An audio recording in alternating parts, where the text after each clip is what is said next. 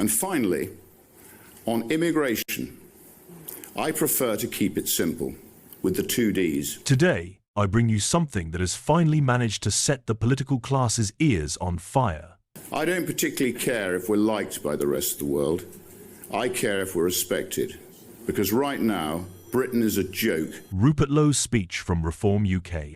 And let me tell you straight away. I want prosecutions for anyone in any position of authority who knew about these savages and did nothing. If you still believe patriotism is a dirty word, prepare yourself for a reality check. It has made me even more determined than ever to restore our unique country through a great repeal act when Labour falls at the next election, as surely it will.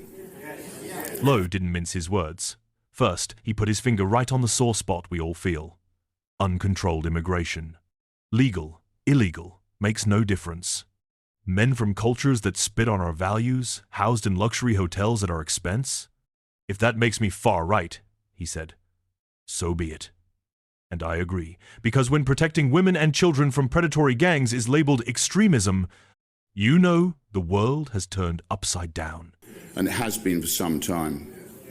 Take this, for example. £10 million was set aside for local inquiries into the rape gangs by the Labour government. Just £10 million. This year alone, we sent £133 million to Pakistan in foreign aid. The government laments that there's no money to deport criminals. Lowe has a simple solution. Cut the aid and use the money for mass deportations. 1 flight per hour? Great start, he quipped. And I ask you, how many of us haven't thought the same? My friends, if Lowe got one thing right, it's this. Britain is not a joke. We've spent decades being governed by incompetents who trade our dignity for votes. Watch the full speech. Then tell me, is this just rhetoric or finally a plan? Leave a comment and don't forget to like and subscribe.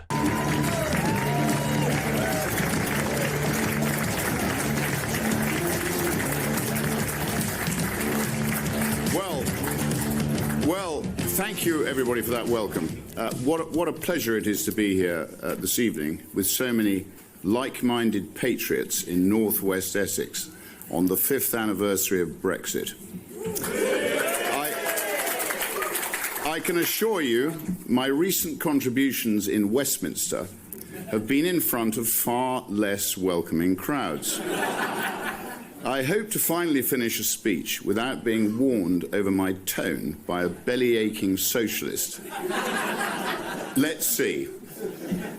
Essex is a good place, filled with good people. The Essex man. A fine blend of Roman settlers and the Catavalorni. A personification of common sense and British logic. He believes in strong borders, low tax and rewarding hard work. He's passionate about his country. He intensely dislikes wokery and all the associated tripe. I say the country would be in a much better place with more Essex men in charge.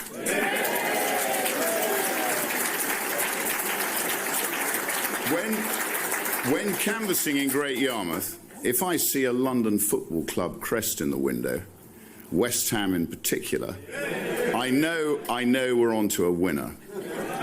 We were dragged over the line in Norfolk by many decent Essex men and women who've migrated east. If that's the level of support for reform in East Anglia from the good people of this county, I can only imagine what it's like in Essex itself. But friends, be in no doubt that our country is in the most precarious position I can remember. And what is the root cause? Uncontrolled mass immigration. Immigration, immigration, immigration. Legal and illegal. If raising legitimate concerns about thousands and thousands of unchecked foreign males illegally entering our country makes me far right, then so be it.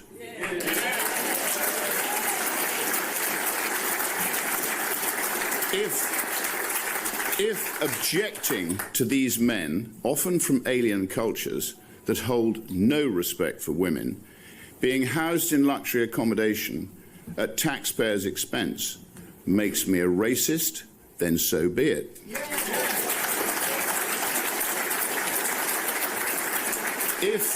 If believing that immigration should be strictly controlled and designed to solely benefit the British people makes me a bigot, then so be it.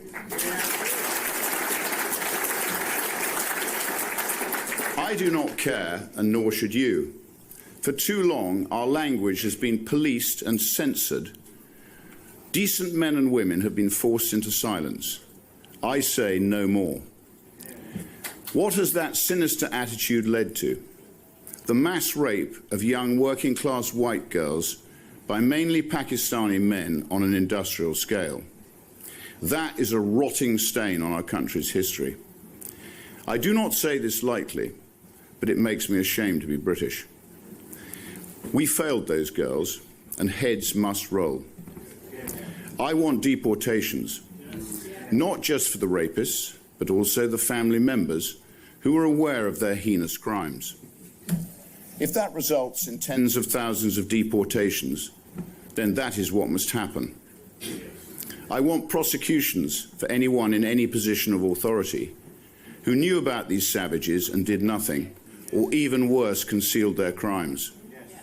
Not just their dismissal, criminal prosecutions must follow.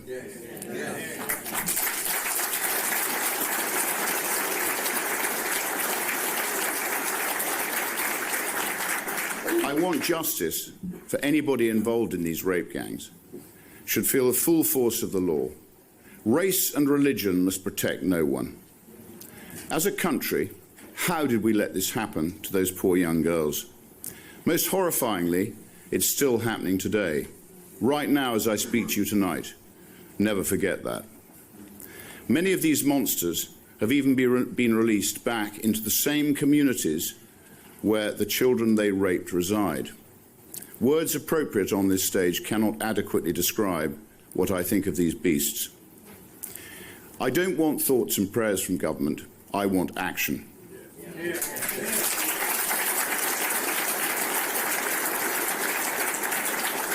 Deportations of foreign nationals who have come to our country and committed serious crimes against the British people. Deportations of those arriving in our country illegally. Send a message: if you come here without permission, you will not stay under any circumstance.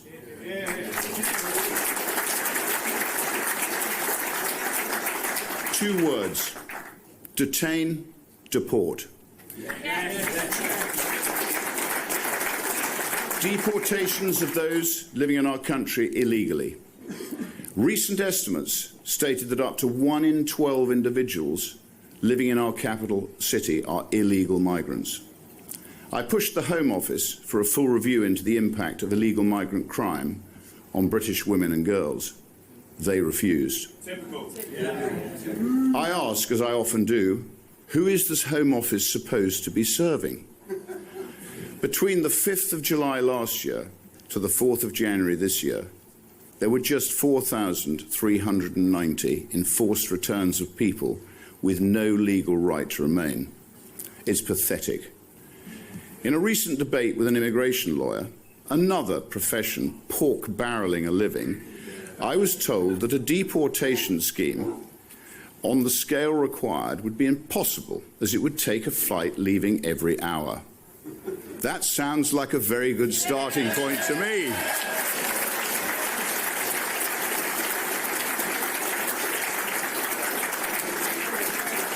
The message has to be clear. If you're in our country illegally, expect deportation. Implement that on the scale required, and the boats will stop overnight. I can promise you that. Just look at what we've done to ourselves. There is only one chance to save this country, and that is by electing a reform government in 2029 or before. We have been shown the way by one Donald John Trump.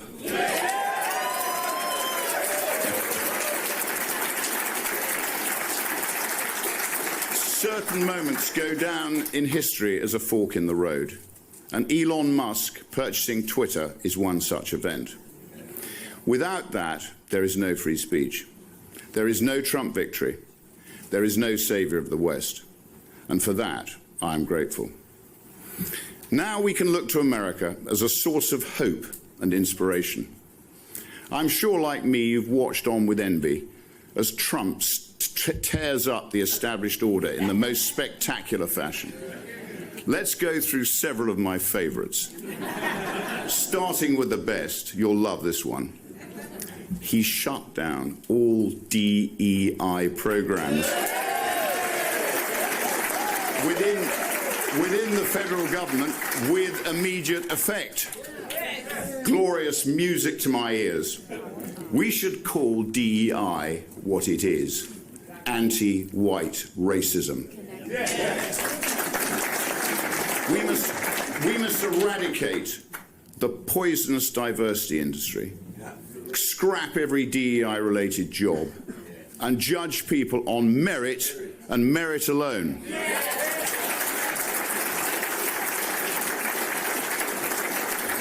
I couldn't care if a workforce is diverse or inclusive. I only care if it's competent. That is all that matters. Up next, Trump declared there are only two genders.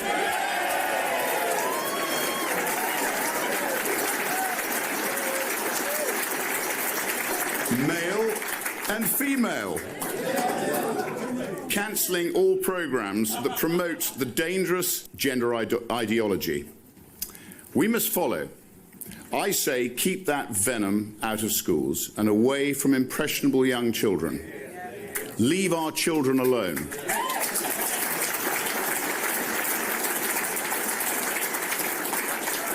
What about on government efficiency?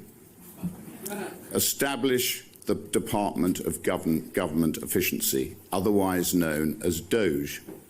Slashing waste, freezing new hires, banning work from home for public sector employees, and fighting government censorship. Common sense policies that should be replicated in Britain. And finally, on immigration, I prefer to keep it simple with the two Ds: detain, deport.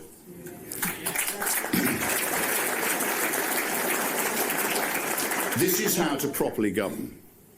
Watching Trump and the Americans, it has made me even more determined than ever to restore our unique country through a great repeal act when Labour falls at the next election, as surely it will. I don't particularly care if we're liked by the rest of the world. I care if we're respected, because right now Britain is a joke, and it has been for some time. Take this, for example. £10 million was set aside for local inquiries into the rape gangs by the Labour government. Just £10 million. This year alone, we sent £133 million to Pakistan in foreign aid. My view? Scrap every single penny.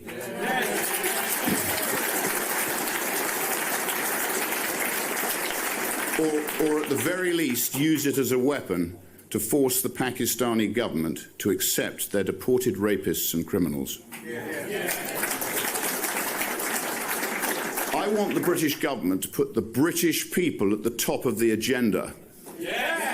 We should make no apologies for that. Learn from Trump. Let's be unapologetically patriotic. Slash tax across the board. Enforce the border. Deport those with no right to be here. Accept biological reality, fight back against wokery, bulldoze nonsensical foreign aid, eradicate DEI, deliver sensible infrastructure, carpet bomb public sector waste, brutally crack down on crime, and plenty more.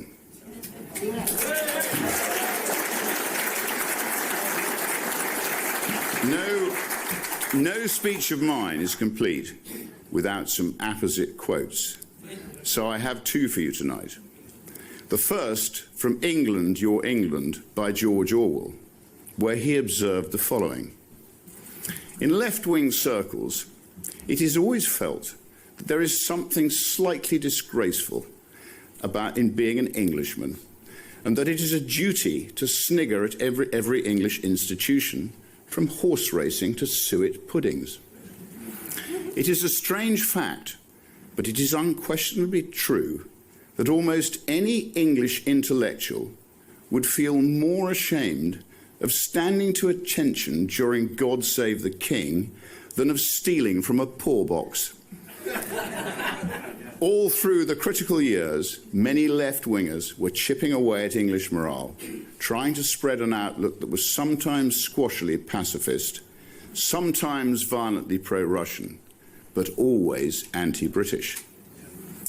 The second by Adam Smith in 1776, when he said, "Little else is requisite to carry a state to the highest degree of opulence from the lowest barbarism, but peace, easy taxes, and a tolerable administration of justice, all the rest being brought about by the natural course of things." I love Britain, I really do. We've got the best people in the world. We need a government that will put us first, protect our interests, and get the hell out of our way.